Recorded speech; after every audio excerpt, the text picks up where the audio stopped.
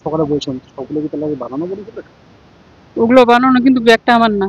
2 দিন অচেতন থাকার গল্প ভুয়ো, স্বীকারোক্তিতে ফাঁস আসল ঘটনা। জলপাইগুড়ি রোড স্টেশনে 2 দিন অচেতন থাকার দাবি ঘিরে চাঞ্চল্য তৈরি হলেও শেষমেশ প্রকাশ পেল মিথ্যা গল্প। প্রীতি মাহাতো নামে ওই মহিলা প্রথমে অভিযোগ করেন, ভাইয়ের বাড়ি থেকে ফেরার পথে বাসে পাশের সিটে বসা এক মহিলা নেশা জাতীয় কিছু নাকে দেন। এরপর থেকে তিনি জ্ঞান হারান এবং টানা 2 দিন স্টেশনে অচেতন অবস্থায় পড়েছিলেন বলে দাবি করেন। তবে সি নিউজের ধারাবাহিক অনুসন্ধান ও রেল কর্তৃপক্ষের চাপের মুখে বুধবার প্রীতি স্বীকার করেন তার আগের বক্তব্য মিথ্যা। প্রকৃতপক্ষে রবিবার তিনি এক পরিচিত যুবকের কথায় বাড়ি না ফিরে কলকাতায় গিয়েছিলেন। মঙ্গলবার সন্ধ্যায় শিয়ালদহ থেকে ট্রেনে উঠে বুধবার সকালে জলপাইগুড়ি ফেরেন। প্রীতি জানান, ওই যুবক তাকে ভয় দেখিয়ে নিয়ে গিয়েছিল এবং সেখানে তার সর্বস্ব লুট হয়েছে। কি হয়েছিল বলুন তো আপনার সঙ্গে? আমাকে একজন ভয় দেখাইছিল, আচ্ছা, তারপর? বলছে এরকম করবো, ওরকম করবো, ওরকম করবো। বাচ্চা কাচ্চাকেও ভয় দেখেছিল? হ্যাঁ, বাচ্চা কাচ্চার ভয় দেখাইছিল, বলে তোর স্বামীকে মার্ডার করে দেবো। তার মানে এই যে যতগুলো বললেন যে টোটো ওনার যেগুলো কথা সকালে বলছেন সবগুলো কি তাহলে বানানো বলেছিল? ওগুলো বানানো, কিন্তু ব্যাগটা আমার না। ব্যাগের মধ্যে আমার কাপড় টাপড় আছে, ওগুলো আমার, কিন্তু ব্যাগটা আমার না। আচ্ছা, এই যে মোবাইলটা আপনি, তাই তো? হ্যাঁ, মোবাইলটা আমার। যেটা পুলিশ যেটা আরপিএফ আপনাকে দিল। হুম। এই যে তাহলে এখানে ছিলেন না, এটা সত্যি? হ্যাঁ, এখানে কবে আসছেন? আজকে কখন আসছিলেন? সকাল 6:30। ট্রেনে? ট্রেনে কোথা থেকে ছিলেন? উত্তরবঙ্গ, কি শিয়ালদা থেকে। শিয়ালদা থেকে ছিলেন? তাহলে আপনি কি সেখান থেকে বাসে করে চলে গেছিলেন কলকাতায়? না, ও লোক পাঠাইছিল, লোকের সাথে গেছিল। ফোনে কথা হচ্ছে, সবকিছু ফোনে হুম, কথা হচ্ছে। তো ছিল ওটা বাড়ি কোথায়? আমাদের ওখানে।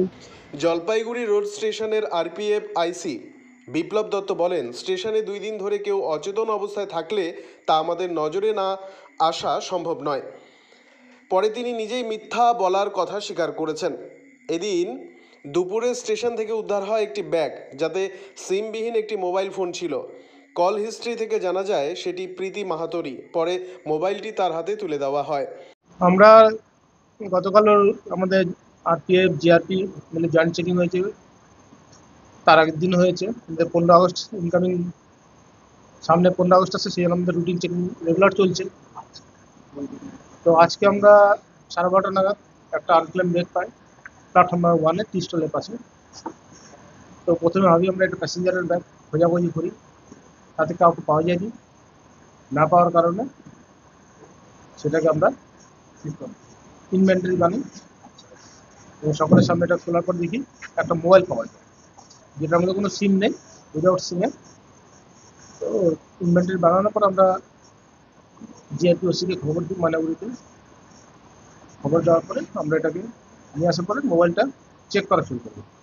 তো কোনো নাম নেই, কিছু নাম্বার ছিল, সেখান থেকে নাম্বার ফোন করার পরে তখন আমরা জানতে পারি যে এই নাম্বারটা যে মহিলার যে আপনার বসে আছেন ওনার, তা ওনার যোগাযোগ করা হয়। এখন আসছেন, আমরা মোবাইলটা হ্যান্ড ওভার করি। আমরা কি এই রিপোর্টটা পরিষ্কার হলো যে ওনার 2 দিন থেকে এখানে ছিল? না, হতে পারে আজকে উত্তরবঙ্গ এক্সপ্রেসে কখন হয়েছে ঢোকে? 7:30-15 কখন মোবাইলটা দিলেন? ব্যাগটা ফোন করি আমরা ওই 11:30 বা দুপুর। দুপুর। এখন তার মোবাইল ওভাবে তুলে দেবেন? হ্যাঁ, তুলে দেবো। পাশাপাশি টোটো চালকদের নিয়েও মিথ্যাচার করেছেন, কেউ নাকি সাহায্য করেননি, অথচ ভাড়া দিয়ে টোটোতেই গিয়েছিলেন গোশালা মোড়। মহিলাটি বলছে যে 2 দিন থেকে নাকি স্টেশনে ছিল, কিন্তু এখন যেটা জানা যাচ্ছে উনি স্টেশনে ছিলই না। ঠিক আছে, উনি যদি থেকে থাকে একজনের সাথে তো কথা বলবে, সেই ব্যক্তিটাকে দেখাক। চায়ের দোকান আছে, আমরা টোটোওয়ালারা আছি, আরপিএফ স্টাফ আছে, জিআরপি স্টাফ আছে, কারো চোখে পড়লো না। উনি কি ভূতের মানে কি? লোক দেখে গায়েব হয়ে গেছে। আগে কোনোদিন হয়েছিল এই এলাকায়? না না, এখানে ট্রেনে যদি কেউ অ্যাক্সিডেন্ট হয়ে পড়ে যায়, তাদের আমরা উঠায় নিয়ে টোটোতে করে 10 তলা ভর্তি করি, আমাদের নিজেদের রিক্সে। আর ইনি একটা বিয়ান দিয়ে দিল উল্টা সিধা। অন্যদিকে এ নিয়ে প্রীতির স্বামী ও ভাই কি বলেন শুনুন। কখন আপনার কাছে ফোনটা যায় এবং কি খবর পেলেন বলুন তো? ফোনটা আমার কাছে সকাল 7টার সময় যায়। তা আমি অমুক জায়গায় পড়ে আছি, আমাকে নিতে। বউ ফোন করে? হ্যাঁ, বোন ফোন করে আমাকে নিতে আসো, আমি খুব বিপদে আছি, এটাই। তারপর আপনি আসুন। তারপর আমরা তাড়াহুড়া করে বন্ধু বান্ধবকে নিয়ে আসলাম। বউ কবে থেকে নিখোঁজ? বউ রবিবার থেকে নিখোঁজ। কি হয়েছিল সেদিন? মানে শনিবার দিন রাখি পড়াতে গেছিল, রাখি পড়ায় ওনার দাদা আর ওনার বোন জামাই ওনাকে বাসে উঠায় দেয়। বাসে ওঠার নাম করে উনি যখন কোথায় নামলো, কোথায় কী করলো, ওই দিন থেকে নিখোঁজ। আপনারা কি এই নিয়ে কোনো থানায় কোনো অভিযোগ করেছিলেন আপনাদের উপর? হ্যাঁ, করছি, কোন থানায় করেছেন? ইসলামপুর থানা। তারপর শুনলাম বোনকে বলে নেশাগ্রস্ত, সেরকম রিপোর্ট পাইনি আমরা। মেডিকেলে আমাদের ওই থানাতে ওকে তো মেডিকেল করা হয়েছিল, সেরকম কোনো আমাদের রিপোর্ট আসেনি। বলছে না কোনো রকম রিপোর্ট ছিল না। এখন যদি নেশাগ্রস্ত হতো কিংবা গাড়িতে কেউ কিছু করে দিত, সেটাও তো আমাদের এইখানে শরীরের মধ্যে ওর থাকবে।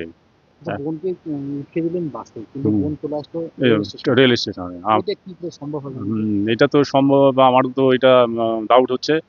আর প্লাস পয়েন্ট হচ্ছে যে এটা কি করে সম্ভব যে গাড়ির থেকে নেমে, আমার তো মনে হয় গাড়ি থেকে ও নেমে গেছে না কিছু হয়েছে, সেটা আমার ধারণা হচ্ছে না এখন তো।